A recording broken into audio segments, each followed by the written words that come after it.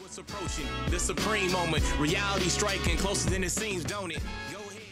What's good? So earlier this morning before work, I ended up grinding through the event and just finally had time to edit out the video. So this is going to be the 100% showcase for the Super Saiyan Gotenks and Ghost as part of the Halloween campaign. So I did give him initially level 15 additional attack and level 11 for dodging abilities, just because I kind of had Super Battle Road in mind for the Fusions category. So you'll see this in the second portion of the video, but I did switch up the potential levels because I had a bunch of spares and I kept those purposely to kind of play around with the potential levels a little bit. So the first half of the video, it's going to be on the Fusions category, and then the second part will include the unit on the Hybrid Saiyans category. So let's just cover the stats a little bit and go from there. So it is the leader skill fusion category, key plus 2 HP attack and defense, 30% increase. And then for the super attack, it'll be the Super Ghost Kamikaze attack, causes supreme damage with a high chance to stun the enemy. So that's kind of why I went with a heavier focus on additional attack.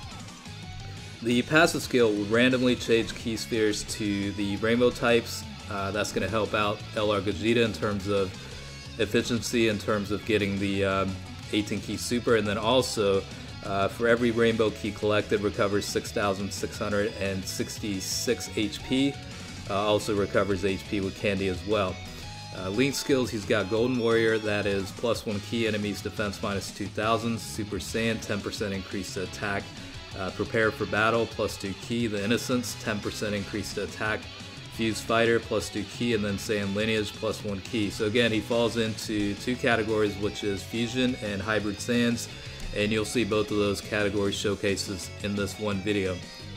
As you saw, the max stats, HP is at 9,662, attack is 10,525, and defense is 6,194. 12 key multiplier is 135%.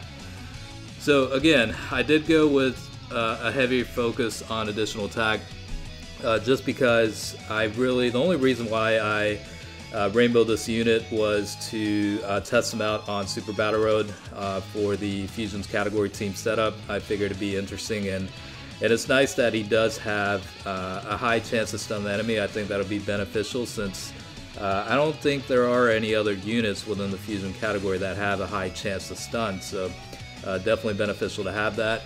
Again, the ability to change random key over to the rainbow types is going to help out LR Gogeta quite a bit in terms of getting the 18 key super a little bit more easily. So for this part, like I said, I did go with level 15 for additional attack and level 11 for evasion.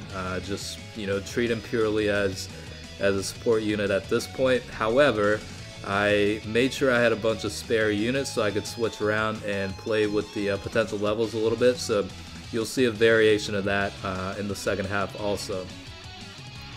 Definitely not an issue with the key links, tends to link well with the rest of the team, especially considering there are link skills like Fuse Fighter and Super Saiyan, Prepare for Battle, whatnot. Those are all good links that are going to be shared pretty much all across the board with a lot of units within the Fusions category, and even with the Hybrid Saiyans, it's the same setup. So definitely can be ran on different types of teams, but for this video, we're just going to be doing it within the two category setups.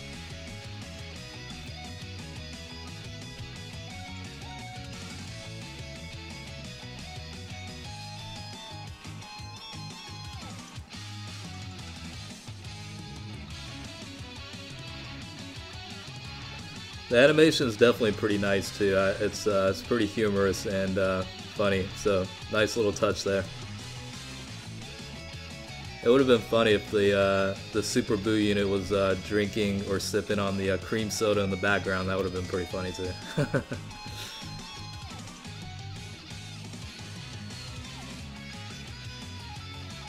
Okay, so at this point, this is where I switched things up. I went with level 12 additional attack and level 9 for criticals, dropped the evasion level back to the mandatory levels. But I don't know, like I'm not the biggest fan of potential levels toward dodge or evasion.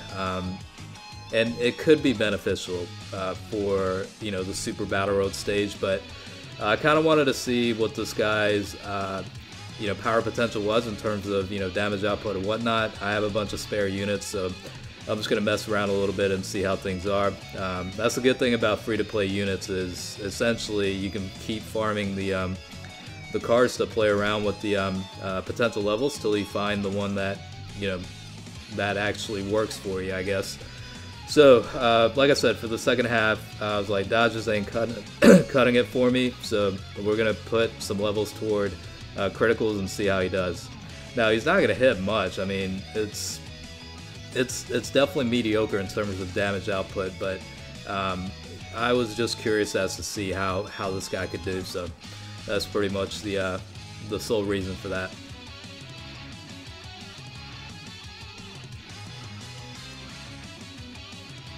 I would definitely recommend additional attacks as definitely a good approach on this one.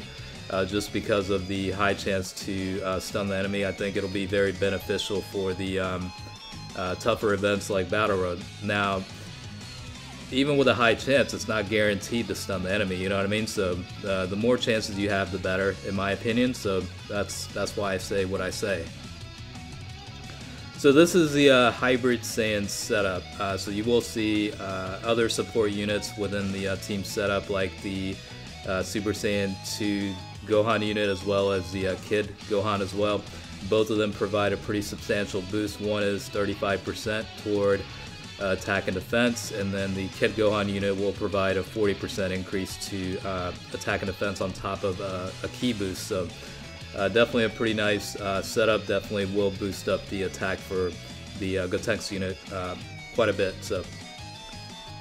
And I did switch over to the Boss Rush Stage 4 just because there are some additional units that are not immune to being stunned, so it'll be a good spot to test out how frequently the unit's able to stun the enemy.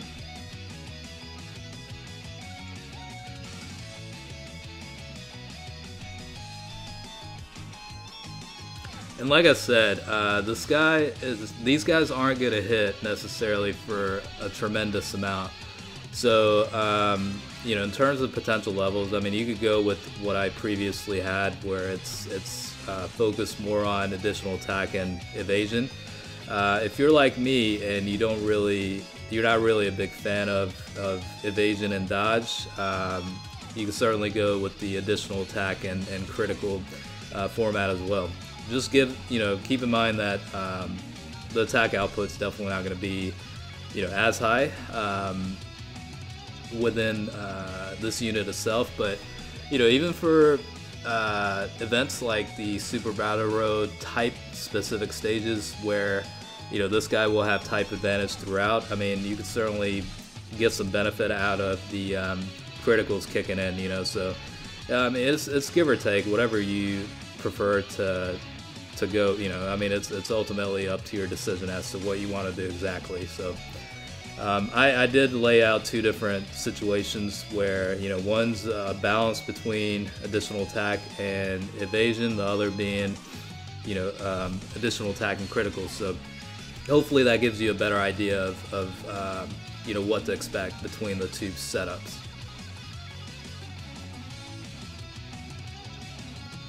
It's definitely a nice unit for the Fusion team, though. I think the category definitely needed a unit like this, especially one that has a high chance to stun the enemy. So there's definitely some added value into bringing this guy on the Fusion category Battle Road setting. Battlefield could certainly be beneficial as well, depending on if the enemy is immune to being stunned or not. But there are a lot of enemies that can be stunned in Battlefield, so it could certainly be beneficial for that also.